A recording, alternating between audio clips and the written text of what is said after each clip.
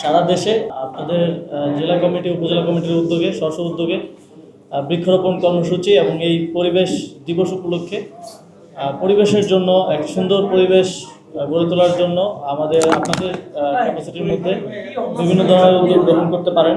আজকে পরিবেশ দিবসে আমাদের রাজনৈতিক দল হিসেবে আসলে আমাদের খুব বড় পরিসরে অনেক কিছু করার সুযোগ নেই। এটা আমাদের সরকার আছে, বিভিন্ন পরিবেশ বিষয়ক এনজিও প্রতিষ্ঠান আছে যারা ডেডিকেটেড এই বিষয়গুলো নিয়ে কাজ করেন। তবে আমরা রাজনৈতিক দল হিসেবে আমরা মনে করি যে যেহেতু মানুষ আমাদেরকে শোনে, আমাদেরকে দেখে, আমাদেরকে অনুকরণ করতে চায়, সেই জায়গা থেকে আমরা জাতীয় নাগরিক পার্টি ঢাকা মহানগর উত্তরের পক্ষ থেকে সচেতনতামূলকভাবে এই উদ্যোগটা সপ্তাহব্যাপী উদ্যোগ গ্রহণ করা এবং আমরা আসলে সরকারের কাছে দাবি জানাতে চাই এবং বাংলাদেশে পরিবেশ বিষয়ক যে এনজিওরা কাজ করেন, আমরা বাংলাদেশে অনেকেই বলে থাকি, ইন্টারন্যাশনালি অনেকেই যারা বাংলাদেশে কখনো এসেছে, এটা খুব সুন্দর দেশ, গ্রিন একটা দেশ।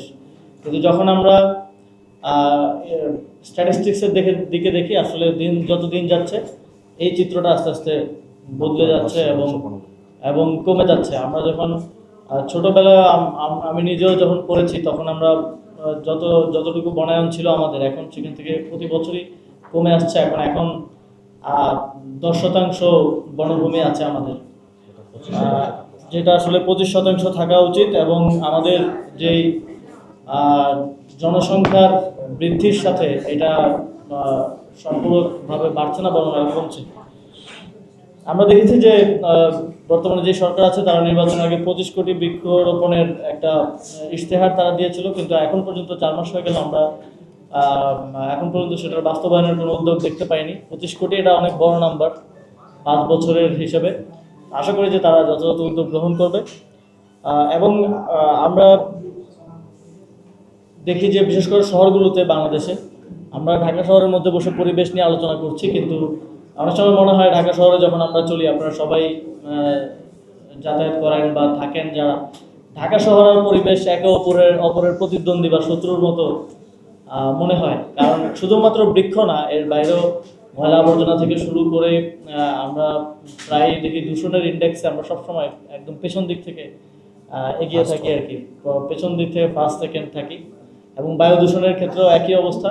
এবং এই শহরে আমার মনে হয় পৃথিবীর যে শহরগুলোতে পরিবেশগত কারণে সবচেয়ে বেশি মানুষজন অসুস্থ হয়, বিভিন্ন ধরনের রোগে আক্রান্ত হয়, তার মধ্যে ঢাকা শহর প্রথম দ্বিতীয় মধ্যে থাকার কথা। এবং এটা যে যারা সরাসরি রোগে আক্রান্ত হচ্ছে বা হসপিটালাইজ হচ্ছে সেটা না, এর বাইরেও আপনি আমি আমাদের প্রতিদিন আসলে এই দূষিত বায়ু থেকে অক্সিজেন গ্রহণ থেকে শুরু করে এই শহরে চলাচলের কারণে আমাদের কিন্তু স্লোলি আমাদের শারীরিক এবং মানসিক বিভিন্ন ধরনের সমস্যা হচ্ছে, যেটা দীর্ঘমেয়াদে, যেটার জন্য আমাদেরকে ভুক্তভোগী হতে হচ্ছে। এটার দিকে বিশেষ নজর প্রয়োজন। কিন্তু আমরা দুঃখের সাথে বলতে হয় যে আমরা এখন সিটি কর্পোরেশনের প্রশাসকরা আছেন, তাদেরকে আমরা শুধু দেখি যে তারা বিভিন্ন জায়গায় যাচ্ছেন এবং বলছেন যে আমাদেরকে ভোট দিলে আমরা পরিবেশের জন্য এই করবো ওই করবো। আপনি তো ভাই এখন প্রশাসক হিসেবে বসে আছেন, আপনাকে ভোট দিলে করবেন, এখন করতে কি দোষ? এখন কি কেউ আপনাকে হাত পা ধরে রাখছে যে এখন কিছু করেন না? নির্বাচন কবে হবে আমরা জানি না, আর এটা তো একটা চলমান প্রক্রিয়া। এটা এমন না যে আমি নির্বাচিত হয়ে আসলে 1 বছর পরে করবো, এখন করা যাবে না। এবং আমরা দেখেছি যে এবার যে ঈদুল আজহা ছিল, ঢাকা শহরের কি পরিস্থিতি করা হয়েছে। আওয়ামী লীগের সময় কখনো এরকম হয় নাই যে মেট্রো রেলের নিচে আবাসিক এলাকায়, যেখানে বাজার দেওয়ার, গরুর হাট দেওয়ার কোনো প্র্যাকটিসও ছিল না এবং তাদেরকে দেওয়া হয় না, তারা নিজ উদ্যোগে ওয়ার্ড কমিটি, বিএনপির থানা কমিটি হাট করে জঘন্য যাচ্ছে তাই অবস্থা করে রেখেছে। তো আমরা এই পরিবেশের চ্যালেঞ্জটাকে আরও খারাপের দিকে যাচ্ছে বলে দেখতে পাচ্ছি, কারণ এই সরকারের মধ্যে এটা নিয়ে মাথা ব্যথা আমরা আসলে সেভাবে দেখি নাই। আর বাংলাদেশের পরিবেশ মন্ত্রণালয়ে এখন একজন কর্পোরেট বিজনেসম্যান আছে, যার নিজস্ব অনেকগুলো প্রজেক্ট, অনেকগুলো ইন্ডাস্ট্রি সেট আপের জায়গায় এই পরিবেশ নিয়ে বিতর্ক আছে এবং সেগুলো কিন্তু বন্ধ হয়ে আছে। আপনারা জানেন কিনা যে কোর্টে আবেদন করে তার অনেকগুলো ইন্ডাস্ট্রি সেট আপ, যেখানে বনাঞ্চল ধ্বংস করে বা আমাদের বায়োডাইভার্সিটি ধ্বংস করে ইন্ডাস্ট্রি করার উদ্যোগ তিনি নিয়েছিলেন, সেগুলোকেও কোর্টের রায়ে বন্ধ করা অবস্থায় এখন আছে। তিনি আমাদের পরিবেশ মন্ত্রী। তো আমাদের পরিবেশের কী অবস্থা হবে আগামী 5 বছরে, এটা এখান থেকে অনুমান করা যায়। এবং সরকারের পলিসির মধ্যে এটা কোনো প্রায়োরিটির মধ্যে নাই। সরকার হয়তো কিছু গিমিক বা কিছু বক্তব্য, কিছু কর্মসূচি, এই যে 25 কোটি বৃক্ষরোপণ করবো, বাট একটা ওভারঅল প্ল্যানের মধ্যে কিন্তু পরিবেশকে আপনাকে ফেলতে হবে এবং দেখতে হবে পরিবেশ এবং জলবায়ু এইটা আরো বড় পলিসিগত জায়গা থেকে এটা 5 বছরের নয়, এটা একটা লং টার্ম প্ল্যান অ্যান্ড এক্সিকিউশনের ব্যাপার আছে, মনোযোগের ব্যাপার আছে।